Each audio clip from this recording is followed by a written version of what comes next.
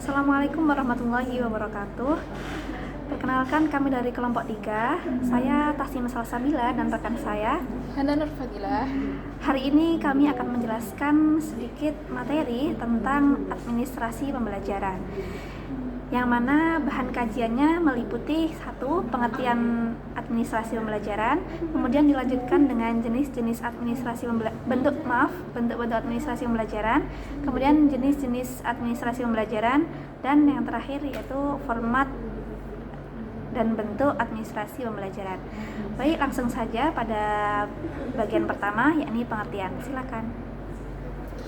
Baik, langsung saja masuk di poin pertama, yakni definisi dari administrasi pembelajaran.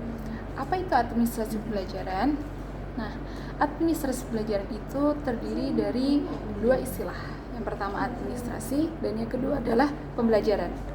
Nah, menurut Daryanto, administrasi pembelajaran itu didefinisikan sebagai usaha untuk mencapai tujuan dengan cara yang efektif dan efisien, menggunakan kolaborasi antara individu. Nah, arti dari efektif di sini itu apa?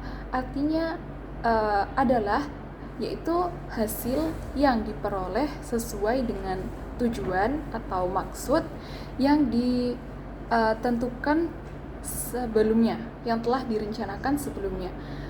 Kemudian istilah yang kedua yaitu pembelajaran, yaitu menurut Uzair Usman, beliau mendefinisikan pembelajaran yaitu sebagai serangkaian kegiatan antara guru dan murid yang terjalin dalam interaksi timbal balik dalam konteks pendidikan. Gunanya untuk apa? Gunanya adalah untuk mencapai hasil pembelajaran yang diinginkan.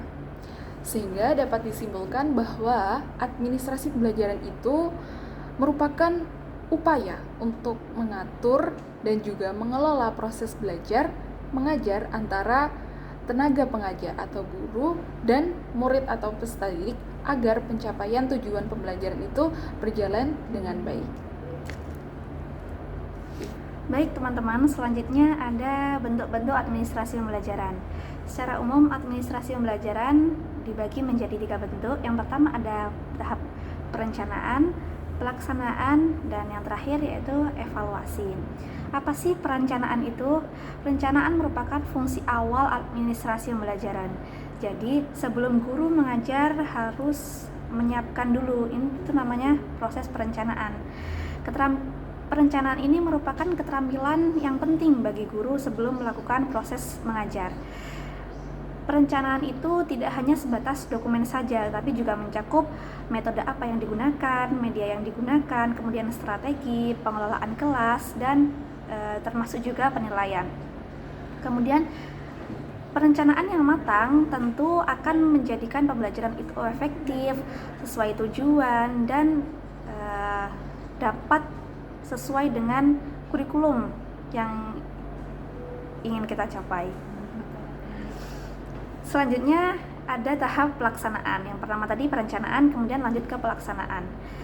Pelaksanaan ini adalah inti dari proses pembelajaran.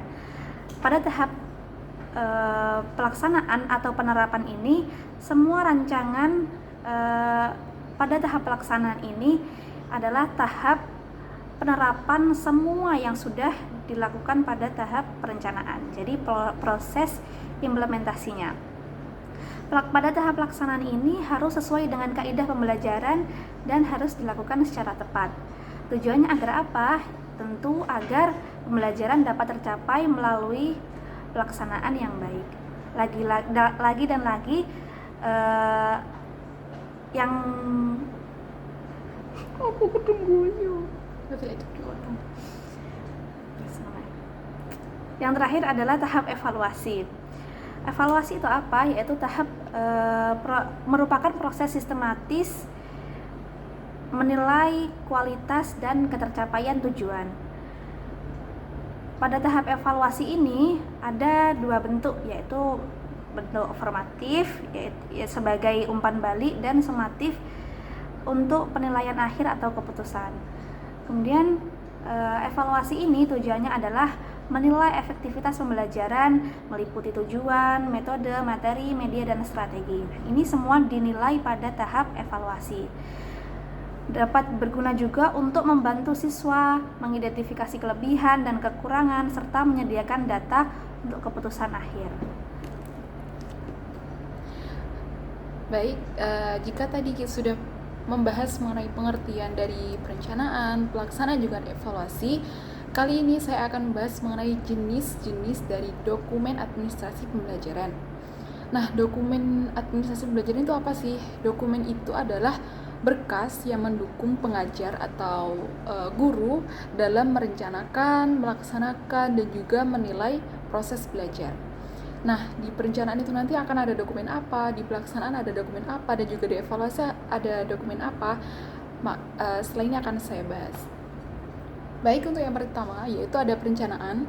Di perencanaan itu nanti yang pertama ada yang namanya RPP atau Rencana Pelaksanaan Pembelajaran atau biasa disebut dengan modul ajar. Pasti kita sudah tidak asing dengan istilah tersebut karena kita juga sudah pernah membuatnya, di mana dokumen ini mencakup rencana lengkap suatu proses pembelajaran, mulai dari tujuan, materi, metode, sampai proses penilaiannya. Dan juga peran dari RPP ini merupakan pedoman bagi guru dalam proses mengajar, sehingga pembelajaran itu berlangsung secara terstruktur dan juga lebih terarah atau terencana. Kemudian yang kedua ada silabus. Silabus itu merupakan kerangka umum pembelajaran yang menjelaskan tentang kompetensi, materi inti, dan juga aktivitas. Pastinya juga ada penilaian yang harus dicapai oleh siswa dalam suatu periode tertentu. Dan silabus ini juga memberikan gambaran keseluruhan mengenai jalur pembelajaran yang akan diambil atau yang akan digunakan oleh guru. Kemudian yang ketiga ada Prota atau program tahunan, di mana Prota ini disusun 1 tahun sekali dalam 1 tahun akademik yang membantu guru dalam memastikan bahwa semua materi yang disampaikan itu merata tercapai di sepanjang tahun, begitu. Kemudian ada proses semester, program semester atau prosem, itu nanti tidak jauh dari Prota, tapi ini lebih spesifik lagi, yaitu per semesternya. Kemudian ada kalender pendidikan yang isinya itu nanti ada waktu belajar, jadwal ujian, periode libur, serta kegiatan sekolah lainnya. Kemudian di pelaksanaan itu ada 3, yaitu ada jurnal mengajar, absensi, dan juga jadwal pelajaran. Jurnal mengajar sendiri itu merupakan catatan yang dibuat oleh guru mengenai materi yang akan diajarkan pada hari tersebut. Kemudian ada absensi atau daftar hadir yang seperti kita tahu berisi tentang nama-nama siswa, sehingga guru bisa mengetahui siswa mana yang masuk, siswa mana yang tidak masuk. Dan tujuan absensi ini juga untuk mengetahui keaktifan siswa. Kemudian yang terakhir ada jadwal pelajaran yang berisi tentang pelajaran apa saja yang akan dipelajari pada hari itu. Kemudian yang terakhir ada evaluasi, yang mana di evaluasi ini ada kisi-kisi soal. Ya, seperti yang kita tahu, kisi-kisi ini berisi tentang panduan yang akan diikuti oleh siswa sebelum mengerjakan soal. Kemudian ada soal ulangan yang berisi soal-soalnya. Kemudian ada kunci jawaban yang berisi tentang jawaban dari soal-soal tersebut. Dan juga ada rekap nilai. Rekap nilai itu juga berisi tentang nilai-nilai siswa yang telah mengerjakan soal ujian tadi. Dan yang terakhir ada rapor yang berisi hasil dari pengerjaan siswa dari soal ulangan tadi. Baik, itu mungkin tadi yang sudah kami jelaskan mengenai administrasi pembelajaran, mulai dari pengertian, bentuk-bentuk, jenis, dan juga format yang mungkin dijelaskan secara singkat. Untuk lebih jelasnya bisa cari di sumber lain. Terima kasih. Sekian dari kami. Mohon maaf apabila ada kekurangan. Assalamualaikum warahmatullahi wabarakatuh. Sampai jumpa.